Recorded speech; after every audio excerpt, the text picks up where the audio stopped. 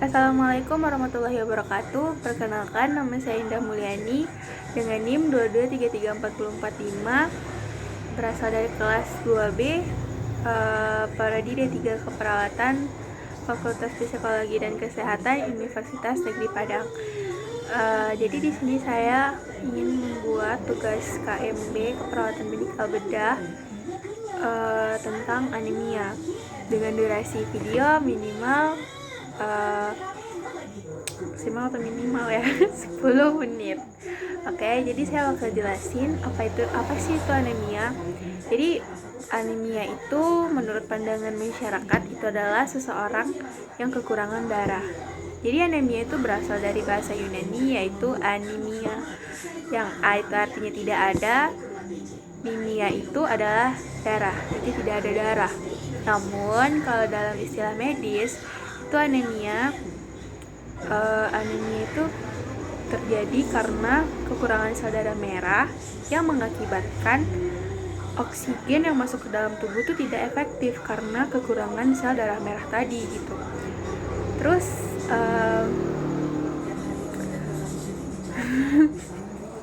terus apa sih penyebab anemia? Jadi anemia itu ada 4 jenis dengan penyebab yang berbeda. Yang pertama adalah anemia defisiensi besi. Apa sih itu anemia defisiensi besi? Itu tuh disebabkan karena kekurangannya mineral Fe atau terjadi karena besi yang keluar dengan banyak yang biasa disebut dengan pendarahan. Contohnya itu misalnya ada seseorang yang terluka atau mengalami luka sehingga darahnya itu banyak yang keluar yang menyebabkan penderita bakal kekurangan darah.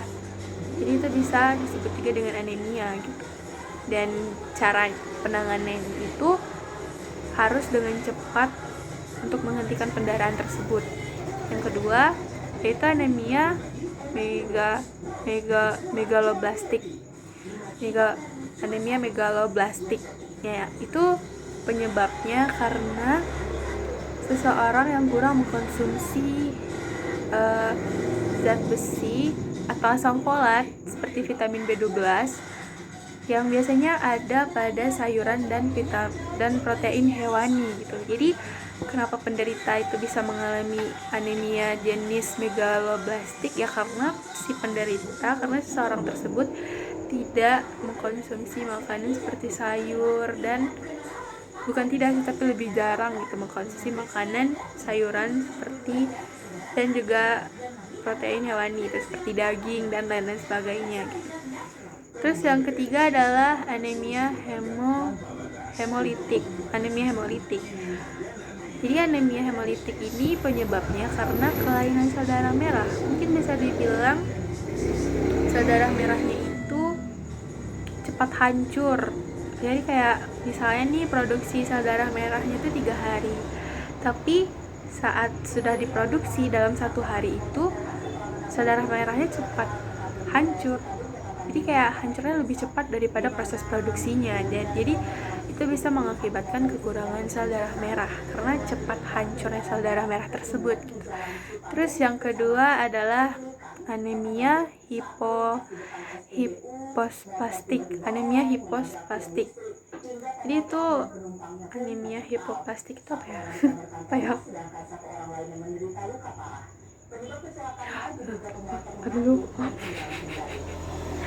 Anemia hipospastik. Karena ketidakmampuan tulang sumsum belakang untuk menghasilkan sel darah merah gitu. Jadi karena kelainan sel tulang sumsum belakang gitu yang tidak efektif dalam menghasilkan sel darah merah. Ya, jadi itu juga salah satu faktornya. Jadi itulah beberapa penyebab kenapa anemia itu bisa terjadi gitu. Jadi anemia itu ada 4 jenis dengan penyebab yang berbeda. Cuman yang paling umum terjadi di masyarakat itu adalah anemia megaloblastik karena itu paling umum terjadi pada masyarakat. Terus faktor-faktor apa saja sih yang mempengaruhi anemia? Faktor-faktor yang mempengaruhi anemia itu karena menstruasi. Yang mempengaruhi ya, kenapa anemia itu mempengaruhi apa saja sih gitu, kayak bisa mempengaruhi menstruasi. Ini terlebih lagi kepada perempuan. Kenapa gitu? Kenapa menstruasi? Karena karena kekurangan darah merah bisa mengakibatkan menstruasi yang tidak stabil atau yang tidak terjadwalkan. Misalnya nih kayak wanita normal yang gak ada pengidap anemia gitu, pasti mereka menstruasinya stabil dong, kayak 1 kali sebulan gitu. Tapi kalau pada penderita anemia itu mereka bisa telat gitu, misalnya yang pada umumnya 1 bulan sekali menstruasi perempuan yang normal, tapi kalau pada penderita anemia tuh mungkin mereka bisa telat dari yang seharusnya yang sudah terjadwalkan. Misalnya bisa telat sampai 1 bulan, 2 bulan, 3 bulan, bahkan berbulan-bulan ya karena kekurangan darah tadi. Terus yang kedua itu status gizi. Kalau misal status gizi seseorang memburuk, hasil hemoglobinnya juga menurun gitu karena gizinya kurang. Terus yang ketiga itu pola makan, karena pada umumnya kan beberapa orang itu karena sosial atau lingkungannya membiarkan dia untuk makan pilih-pilih. Kadang tuh mereka sukanya makan ini, dia makan ini aja tanpa memikirkan protein yang ada pada makanan kesukaannya gitu. Lebih mementingkan kesukaan daripada kesehatan atau fungsinya gitu. Misalnya kayak lebih suka makan nabati deh daripada yang lebih banyak mengandung nabati daripada protein gitu. Jadi tidak terlalu memikirkan status gizinya gitu, kayak protein yang ada dalam makanan tersebut. Karena mereka tidak suka, ya udah dia nggak mau makan sayur gitu. Terus yang keempat itu karena pengetahuan. Sedangkan mereka kayak yang penting kenyang tanpa memikirkan zat gizi yang terkandung di dalam makanan tersebut yang dikonsumsi. Terus apa saja sih tanda gejala yang bisa kita lihat dari pasien gitu, dari pasien anemia? Yang pertama tuh mereka tuh mudah lelah. 5L sih orang pada bilang, kayak lemah, lesu, letih, lelah, lunglai. Jadi kayak lemah. Terus apalagi ya? Yang kedua, jadi kayak kelopak matanya, lidahnya, bibirnya, telapak tangan itu lebih cenderung pucat. Terus mereka juga kayak gelisah atau nggak gampang kayak mudah tidak konsentrasi gitu. Terus apalagi kulitnya terlihat pucat dan juga cepat lelah. Terus kalau misal keluhan atau mungkin bisa kita tanyakan ke pasien, atau jangan keluhan deh, faktor-faktor yang terjadi dampak dari anemia mungkin ya ke tubuh pasien itu, ke tubuh si penderita itu. Biasanya mereka tuh kulitnya kuning atau pucat, terus mereka sering mengeluh nyeri atau sakit kepala gitu. Ini bukan dampak sih, kayak lebih ke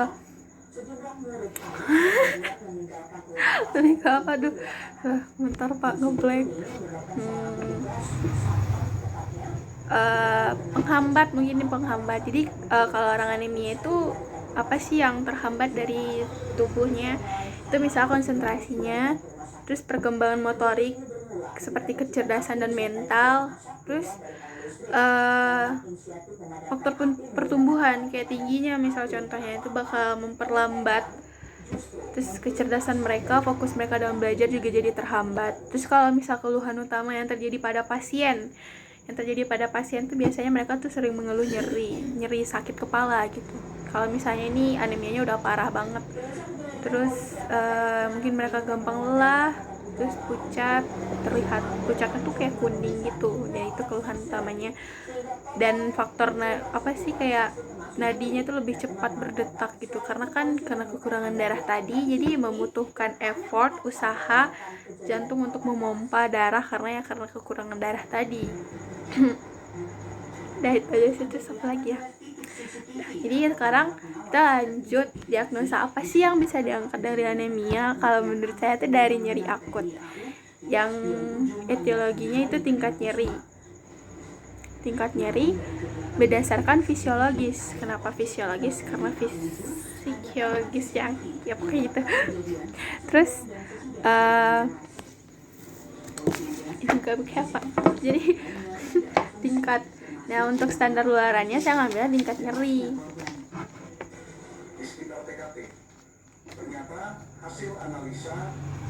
Untuk standar luarannya tingkat nyeri. Kenapa? Apa saja sih yang saya ambil dari tingkat nyerinya yang perlu diperhatikan? Jadi kan dalam keluhan utama pada penderita anemia itu kan mereka tuh sering mengeluh pusing. Jadi tentu kita harus memperhatikan keluhan nyerinya itu. Keluhan nyerinya diharapkan menurun. Terus gelisah, mungkin bisa dibilang anoreksianya juga perlu diperhatikan. Kenapa anoreksianya perlu diperhatikan? Jadi anoreksia itu kan kayak terobsesi penurunan berat badan. Mungkin bisa terjadi kepada pasien karena ada beberapa pasien wanita yang terobsesi untuk tidak mengkonsumsi makanan kayak terlalu terobsesi untuk kurus gitu. Jadi dia makan tuh kayak tidak mau makan karena mereka lebih memikirkan berat badannya gitu. Jadi mereka terobsesi sehingga pola makannya nggak teratur atau bahkan nggak makan, dan itu bahkan menyebabkan status gizinya jadi memburuk. Jadi kayak diharapkan anoreksianya menurun dan frekuensi nadinya membaik karena kan anoreksia kan kekurangan darah, jadi kayak membutuhkan effort, jantungnya jadi berpacu lebih cepat gitu. Jadi diharapkan membaik, tekanan darahnya juga membaik, sama alasannya sama yang frekuensi nadi tadi. Terus untuk intervensinya itu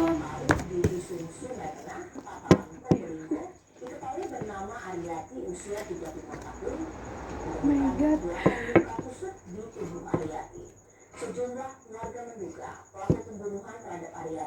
ya lupa ditandain. Ntar ya Pak, enggak aku jeda seperti yang Bapak minta. Aduh, aku lupa lagi nandanya.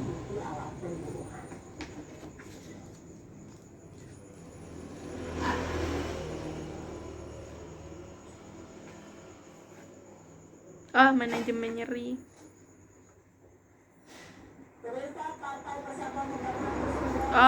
Udah ada ternyata. Maaf ya Pak. Jadi manajemen nyeri itu yang perlu diidentifikasi ke pasien yang diterapkan. Yang penting-penting aja itu identifikasi skala nyeri pasien, itu observasinya. Terus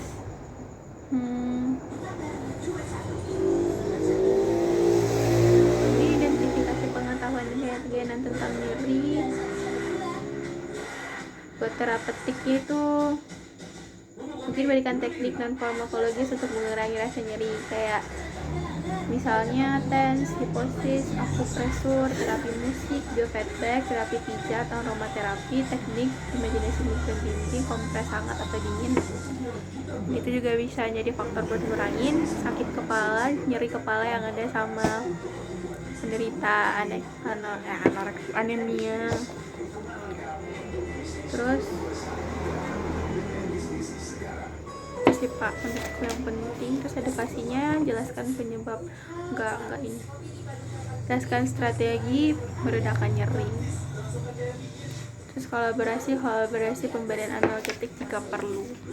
Nah, terus Indah juga ada diagnosa yang kedua yang menurutnya juga penting untuk bukan maksudnya kayak penderita anemia, yaitu defisit nutrisi.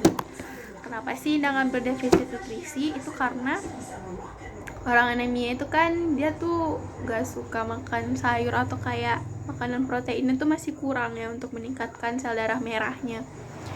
Jadi perlu dilakukan pembimbingan untuk penambahan nutrisi gitu loh. Nah, ini bentar. Nah, definisi nutrisi dengan etiologi berdasarkan peningkatan kebutuhan metabolisme. Ya, itu. Terus standar luarannya apa? Standar luarannya itu status nutrisi. Jadi kita tuh berharap porsi makanan yang dihabiskan itu meningkat. Terus Variabilisasi keinginan untuk meningkatkan nutrisi itu meningkat. Terus pengetahuan tentang pilihan makanan yang sehat itu juga meningkat. Pengetahuan tentang pengetahuan tentang standar asupan nutrisi yang tepat. Terus berat badannya juga perlu dipantau ya supaya membaik gitu, karena kan orang anoreksia orang anemia itu dia mengalami kekurangan berat badan karena pada umumnya tuh mereka kurus gitu. Terus frekuensi makannya juga membaik, terus nafsu makannya juga meningkat. Terus untuk intervensinya itu manajemen nutrisi maaf Pak. Terus untuk observasinya itu identifikasi status nutrisi, terus identifikasi alergi. Mungkin orang anemia ini juga mengalami tergantung untuk intervensi. Kalau misalnya ada alergi itu patut ditambahkan juga identifikasi alergi dan intoleransi makanannya. Terus identifikasi kebutuhan kalori dan jenis nutrien, monitor asupan makanan, terus monitor hasil pemeriksaan laboratorium. Yang terapeutiknya itu lakukan oral hygiene sebelum makan, jika perlu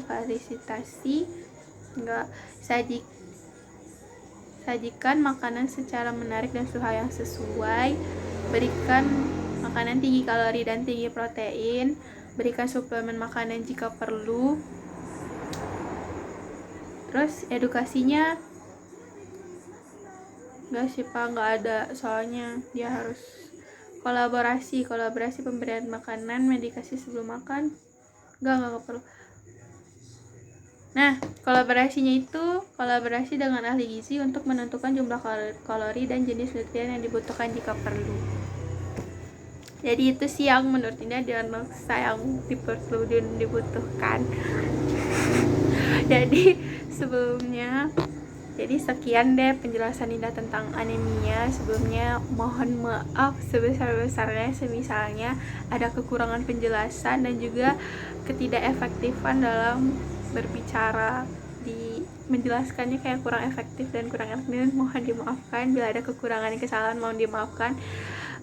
Bila itu hidayah. Assalamualaikum warahmatullahi wabarakatuh.